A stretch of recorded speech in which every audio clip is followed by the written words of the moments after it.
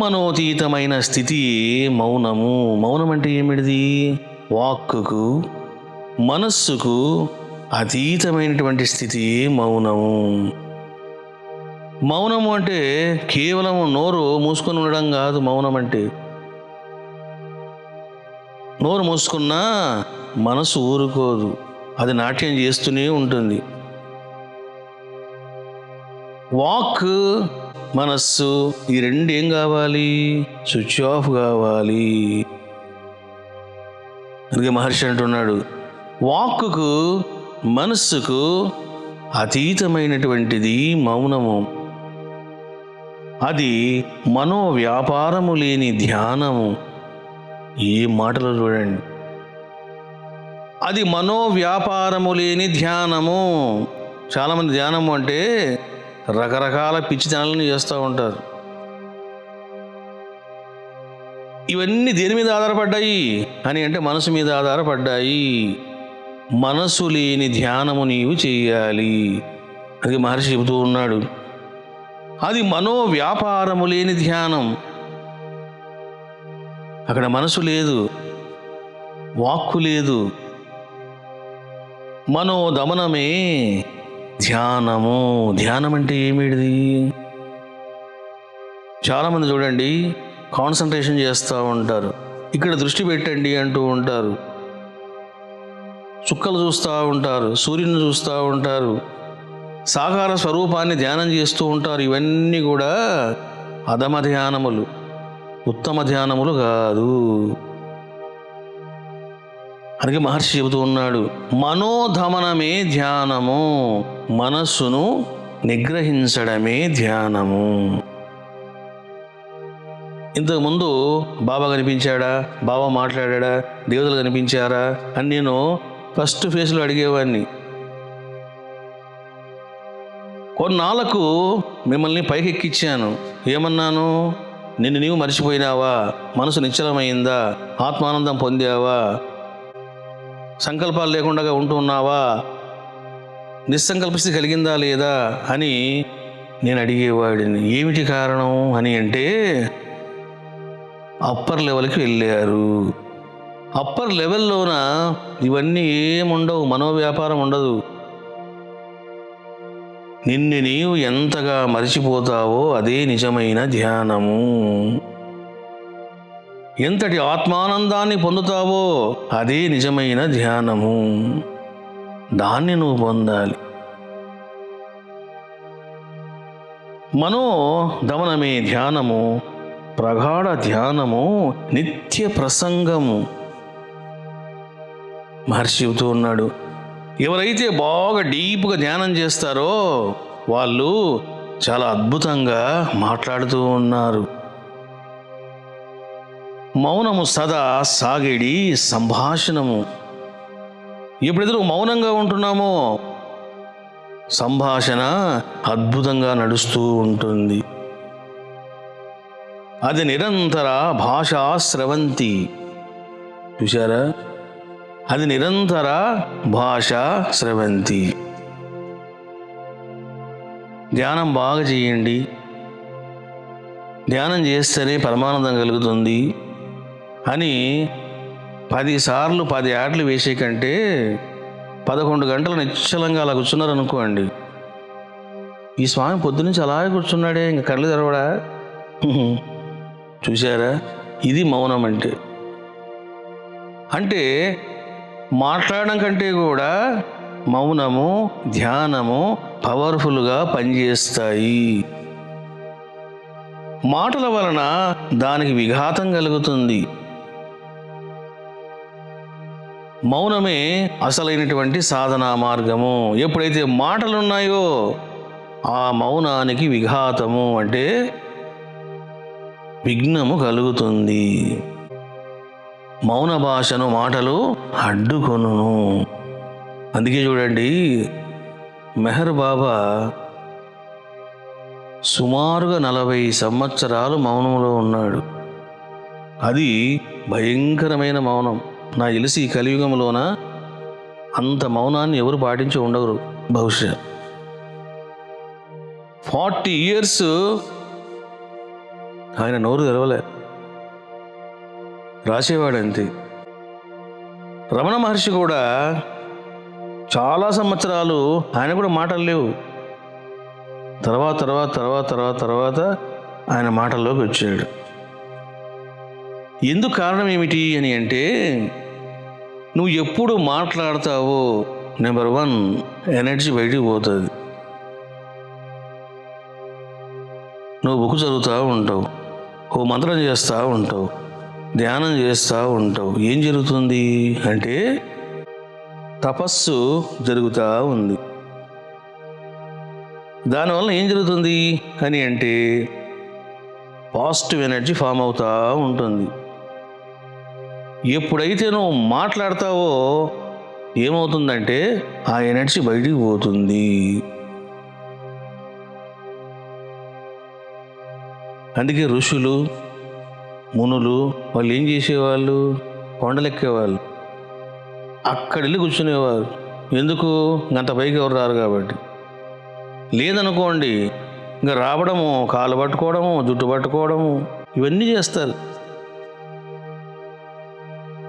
ఒకసారి చూడండి, పూనా దగ్గర పంచగంగ తీర్థం అని ఒకటి ఉంది. పంచగంగ తీర్థం అది చాలా పురాతనమైనటువంటి క్షేత్రం. అది ఆ వాటర్ ఎక్కడి నుంచి వస్తాయో ఏమిటో దేవుడికి ఎరక. 5 హోల్స్ నుంచి వాటర్ వస్తుంది. దాన్నే పంచగంగ అని అంటారు. ఆ వాటర్ కూడా ఏ విధంగా ఉంటుందంటే వెరీ పవర్ఫుల్ వాటర్. అది ఆ నీళ్లు తాగితే చాలా వరకు రోగాలు పోతాయంట. ఆ నీళ్ళు డిఫరెంట్గా ఉన్నాయి. సరే, నేను ఒక 2 భక్తులు కలిసి ఆ క్షేత్రానికి వెళ్ళాం. అక్కడ స్నానం చేశాను నేను.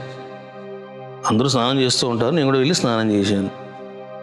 నేను వెళ్ళి ఇట్లా కాలు పెట్టగానే సుమారుగా 10 నిమిషాలు గిల కొట్టుకుంది నా శరీరం. ఏమిటిది అని అంటే పవర్ఫుల్గా పనిచేస్తూ ఉంది. అది అందరికి అర్థం కాదు. సరే, బయటకు వచ్చాను. బయటకు వచ్చిన తర్వాత ధ్యానంలో కూర్చున్నాను. మంచి స్థితిలో ఉన్నాను. ఎప్పుడైతే నేను ధ్యానంలోకి వెళ్ళిపోయినానో నా పక్కన కూర్చున్న వాళ్ళు కూడా ధ్యానంలోకి వెళ్ళిపోయినారు. ఈ లోపల ఎవరో భక్తురాలు వచ్చింది.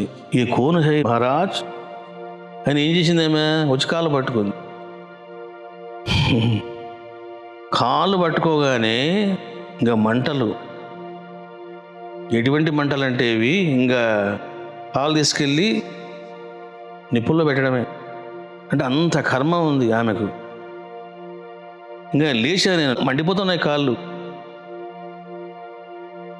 అప్పుడు మళ్ళీ మునిగాను. ఆ మునిగిన తర్వాత తగ్గింది అది. చూసారా? అంటే ఏమిటి ఇదంతా కూడా అని అంటే ఒక్కొక్క దానికి ఒక వైబ్రేషన్ ఉంటుంది, ఓ పవర్ ఉంటుంది. అది అక్యుములేట్ అవుతూ ఉంటుంది. అక్యుములేట్ అయ్యేటప్పుడు ఏమవుతుందంటే మాటలు అవన్నీ పాడు చేస్తాయి. ఇప్పుడు చూడండి, మీరు ఏదో మంచి మంత్రం చేస్తూ ఉన్నారు, ధ్యానం చేస్తూ ఉన్నారు. వాడు ఏదో జాబ్కి వెళ్తూ ఉంటాడు. నాయనా ఆల్ ద బెస్ట్, నీకు జాబ్ వస్తుంది పో అని అన్నావు అనుకో, నువ్వు వానికి లాటరీ తగిలినా తగ్గుతుంది.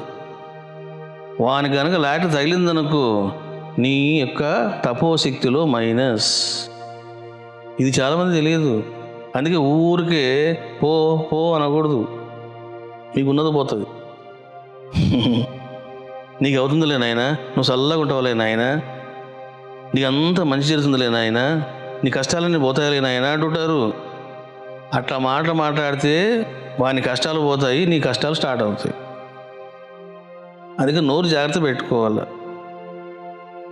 చూసారా?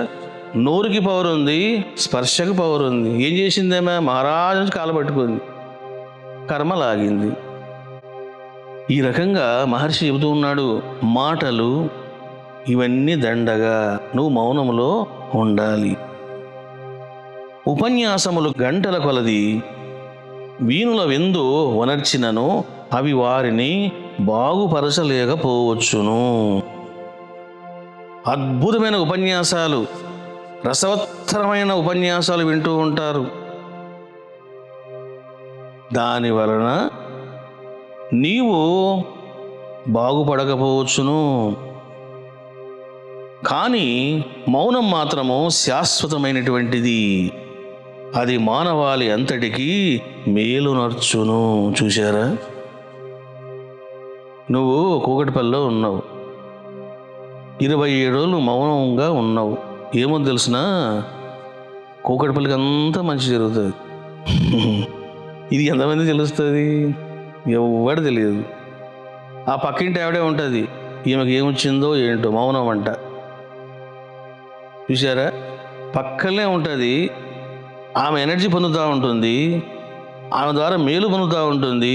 ఆమె ఏం చేస్తుంది? విమర్శలు చేస్తూ ఉంటుంది. చూసారా? మాయదారి లోకం. అంటే ఇవన్నీ ఎవరికి అర్థమవుతాయి? ఎవరికి అర్థం కావు. నిజమైన వాగ్ధాటి అనగా మౌనమే. వాగ్రూపములైన ఉపన్యాసములు మౌనం వలె అనర్గళంగా ఉండవు. అంటే మాటల కంటే కూడా మౌనము పనిచేస్తుంది. ఎందుకు నేను మార్నింగ్ మీ క్లాస్ పెట్టాను 8 o'clock? మీరు ఉపన్యాసాలు ఎన్నైనా వినొచ్చు, టీవీ ముందు కూర్చొని ఎన్నైనా వినొచ్చు, యూట్యూబ్లోనో దాంట్లోనో దీంట్లోనో ఎన్నైనా వినొచ్చు. అవి వినడం వేరు, మీరు గురు సన్నిధిలో కూర్చొని ధ్యానం చేయడం వేరు. ఎందుకు అని అంటే, నువ్వు కూర్చోగానే నా ఆరా వచ్చి నిన్ను చుట్టేస్తుంది. టీవీ ముందు కూర్చున్నామని చుట్టదు. ఎవడైతే కూర్చున్నాడో వాడిని చుట్టేస్తుంది వెళ్ళేది. మీకు పురుష సూక్తంలోన ఇలా ఇలా ఇలా ఇలా చూపించాను వెలుగులు. ఏంటవి? అవన్నీ పిచ్చి వెలుగులు కాదు, అవన్నీ ధ్యానంలో నేను చూసిన ఎక్స్పీరియన్సెస్. ఎప్పుడైతే నువ్వు కూర్చుంటావో ఆ విధంగా వెళ్ళిపోతుంది. వెళ్ళిపోయి ఏం చేస్తుంది? వాడిని ఆవరిస్తుంది. వాడిని ఆవరించగానే వాడు చల్లగా ధ్యానంలోకి వెళ్ళిపోతాడు. కొంతమంది ధ్యానంలోకి వెళ్ళకపోవచ్చు, కానీ ఏం జరుగుతుంది? చక్రశుద్ధి జరుగుతుంది, మనోశుద్ధి జరుగుతుంది, నాడీ శుద్ధి జరుగుతుంది, ప్రాణశుద్ధి జరుగుతుంది, దేహశుద్ధి జరుగుతుంది. చూసారా? అంటే ఇన్ని ప్రయోజనాలు ఉన్నాయి. ఒకవైపు దేహము, ఒకవైపు ప్రాణము, ఇంకోవైపు మనస్సు. ఇవన్నీ ఏమవుతాయి? అన్నీ శక్తివంతం అయిపోతాయి. అందుకని ఏం చేయాలి? ధ్యానము బాగా చేయాలి. నువ్వు ఎప్పుడైతే ధ్యానం చేస్తున్నావో, what that meaning? You are in మౌన. నువ్వు మౌనంలో ఉన్నావు అని అర్థం. మౌనము 4 విధాలుగా ఉండును. వాగ్మౌనము, చక్షురు మౌనము, శ్రోతృ మౌనము, మనోమౌనము. మహర్షి చెబుతూ ఉన్నాడు. ఎందుకు శివుడు మౌనంగా ఉంటున్నాడు? ఎందుకు నన్ను మౌనంగా ఉండమన్నాడు? ఏమిటి మౌనంలో ఉన్న గొప్పతనము, ఆంతర్యము, వైభవము అన్నది మహర్షి చెబుతూ ఉన్నాడు. నువ్వు మౌనంగా ఉండడమే నిజమైన అసలైన సాధన అని చెబుతూ ఉన్నాడు. అంటూ మౌనము 4 రకాలు. నెంబర్ 1 వాగ్మౌనము అంటే ఏమిటిది? ఊరికే మౌనంగా ఉండడం. అంటే మూగోన్లాగా ఉండడం. మరి దీనివల్ల ఏమైనా ప్రయోజనం ఉందా? ఏ ప్రయోజనం లేదు. అంటే ప్రయోజనం లేదా అంటే ఉంటుంది, కానీ స్వల్పము. నువ్వేం చేయాలి? వాక్కును బంధించి మనస్సును బంధించాలి. అది నువ్వు మనిషిని గాలికి వదిలిపెట్టేసి నువ్వు మాట్లాడుకుంటే ఏం ప్రయోజనం లేదు. మొదటిది ఎవడయ్యా అంటే వాగ్మౌనము అంటే మాట్లాడకుండా ఉండడము. రెండవది చక్షుర్మౌనం. చక్షుర్మౌనం అంటే గుడ్డంలాగా ఉండడం. నువ్వు ఎవరిని చూడవు. ఏమే అన్నం పెట్టు, అన్నకు పెట్టుకొని తిను, నా చేయి పట్టుకో, అక్కడ తీసుకెళ్ళు, ఆ గరిట ఇవ్వు, ఇంకా ఆయన అనుకుంటాడు. అంటే నీవు కంటితో చూడకుండా ఉండడం. ఇక మూడవది శోతృమౌనము, అంటే చెవిటంలా ఉండడం. ఏమైనా నేను చెవిటోడా అంటుంటారు. అంటే చెవిటి వాళ్ళలాగా ఉండడం. అది ఎట్లా సాధ్యం స్వామి అంటే దూది పెట్టుకోవడమే. ఎందుకంటే అవి వింటాయి, వాటి పని అవి చేస్తాయి. అందుకని ఏం చేయాలి? మాటలు వినపడకుండా ఇగో ఈ యొక్క కర్ణాలను బంధించడము. మనోమౌనము నాలుగవది, అంటే మనస్సును బంధించడము. ఈ మూడు సులభమే, లాస్ట్ చాలా కష్టం. నాలుగవది శుద్ధ మౌనము. మహర్షి చెప్తున్నాడు, ఇది నువ్వు సాధించాలనైనా. ఎందుకు? అది శుద్ధ మౌనము, పూర్ణ మౌనము. అది అత్యంత ముఖ్యమైనది. ఏది? మనోమౌనము. దక్షిణామూర్తిలో స్పష్టపడినట్లు మౌన వ్యాఖ్యానమే అత్యుత్తమ వ్యాఖ్యానము. మహర్షి చెబుతూ ఉన్నాడు, ఈ మౌన దీక్ష, ఈ మౌనం యొక్క ప్రభావము ఎక్కడ కనపడుతుంది మనకు అంటే హైందవ వాంగ్మయములోన దక్షిణామూర్తి. ఎవరి దక్షిణామూర్తి అంటే పరమశివుడు. వటవృక్షం కింద కూర్చున్నాడు, యువకుడుగా ఉన్నాడు. సనక సనందులు బ్రహ్మం అంటే ఏమిటి, బ్రహ్మ జ్ఞానం అంటే ఏమిటి తెలుసుకోవాలని వచ్చారు. మరి ఏమైనా బోధించాడా? ఏం బోధించలే. ఏం చేశాడు? చెట్టు కింద మౌనంగా ఉన్నాడు. సనక సనందులు శివుని యొక్క ముఖార విందని చూశారు, అంతే, అది లాగింది. చూశారా? లోకములోన మనుషుల్ని, డబ్బులను, లోకాన్ని వశం చేసుకోవడానికి రకరకాల మంత్రాలు ఉంటాయి. ఒక మంత్రం చెప్పాను అనుకోండి, అది జపిస్తే చాలు, మీ భర్త ఇంటికంటే తిరుగుతాడు, వాడికి బయట కూడా పోడు. రుక్మిణి రుక్మిణి రుక్మిణి అంటుంటాడు. అంటే అటువంటి మంత్రాలు ఎన్నో ఉన్నాయి లోకంలోన. అందుకేమంటారు? ధనాకర్షణ యంత్రం, లోక ఆకర్షణ యంత్రం అంటుంటారు. మంత్రాలున్నాయి, యంత్రాలున్నాయి. అన్నిటికంటే పవర్ఫుల్ అని తెలిసిన ఇదిగో ముఖార విందములోని ధ్యాన తపో శక్తి. ఇది వశం చేసుకుంది సనక సనందులను. ఏమిటి ముఖ సౌందర్యము, ఏమిటి ప్రశాంతత అని వచ్చి ఏం చేశారు? కింద కూర్చున్నారు, శంకరుని చూశారు. ఇంకంతే, అనుకోకుండా కండ్లు మొదలు పడ్డాయి, మనసు లోపలికి వెళ్ళిపోయింది. నలుగురు కూడా సమాధిలో ఉన్నారు, శంకరుడు కూడా సమాధిలో ఉన్నాడు. చాలా సమయం తర్వాత వీళ్ళందరూ కళ్ళు తెరిచారు. శంకరుడు మాత్రము మౌనంలోనే ఉన్నాడు. మౌన వ్యాఖ్య ప్రకటిత పరబ్రహ్మ తత్వం, దక్షిణామూర్తి స్తోత్రంలో ఉంది ఇది. అంటే దక్షిణామూర్తి మరి ఏమైనా చెప్పాడా? ఏం చెప్పలే. బ్రహ్మం అంటే ఇది, జీవుడంటే ఇది చెప్పాడా? బ్రహ్మం చెప్పలేదు, జీవుడు చెప్పలేదు. అసలు మాటలు లేవు, ఓన్లీ యాక్షన్, ఇమ్మీడియట్గా రియాక్షన్. మాటలు ఉన్నాయనుకోండి, యాక్షన్ ఉండదు, రియాక్షన్ ఉండదు. అందుకే మహర్షి చెబుతూ ఉన్నాడు, దక్షిణామూర్తిలో స్పష్టపడినట్లు అది మౌన వ్యాఖ్యానమే అత్యుత్తమ వ్యాఖ్యానము. అందుకే చూడండి, రమణ మహర్షి రచించిన కొన్ని పద్యాలలో దక్షిణామూర్తిని ఆయన గానం చేస్తాడు. బి ప్లస్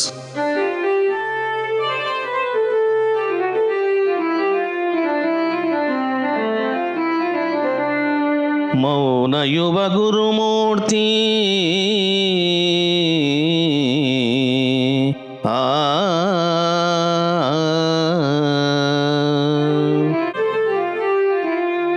నీవు భగవత్ అవతారమూర్తివి,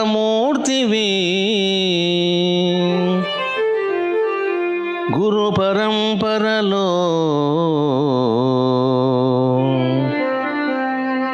ఆద్యుడవై వెలుగొందుచున్నావు.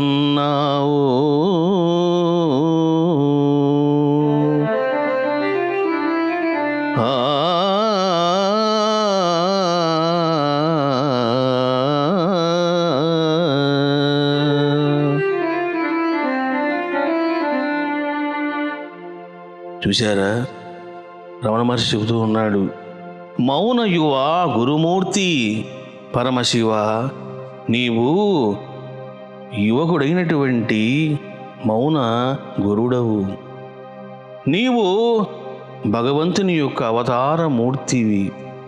ఎందుకు ఈ మాట్లాడుతున్నాడు ఈ మాటలన్నీ మహర్షి అంటే, సనక సనందులు బ్రహ్మలోకానికి వెళ్ళారు. బ్రహ్మదేవుడు సరస్వతి వీణ వాయిస్తూ ఉంటే ఆనందంగా తలకాయ ఊపుతూ వింటూ ఉన్నాడు. సనక సనందులు చూశారు. ప్రకృతి ఆనందాన్ని అనుభవించి బ్రహ్మదేవుడు మనకు బ్రహ్మజ్ఞానం ఏం చెప్తాడు అని వైకుంఠానికి వెళ్ళారు. వైకుంఠానికి వెళ్ళే లోపల నారాయణుడు నిద్రపోతూ ఉన్నాడు. లక్ష్మీదేవి కాళ్ళు పడతా ఉన్నది. వెంటనే సనక సనందులు, ఈ నిద్రపోయేటువంటి నారాయణుడు మనకేం చెప్తాడు బ్రహ్మజ్ఞానం, ప్రకృతితో సేవలు చేయించుకుంటూ ఉన్నాడు. చివరి కైలాసానికి వెళ్ళారు. కైలాసంలో ఏం జరిగింది అని అంటే, పార్వతీ పరమేశ్వరులు నాట్యం చేస్తూ ఉన్నారు. డ్యాన్సులు చేసే వీళ్ళు మనకేం బ్రహ్మజ్ఞానం చెప్తారు అని వడిగా బయటికి వచ్చారు. అప్పుడు చూడండి, పరమేశ్వరుడు వటవృక్షం కింద ఒక యువకుడిగా దర్శనమిచ్చాడు. ఆ బాలుడినే దక్షిణామూర్తి అని అంటారు.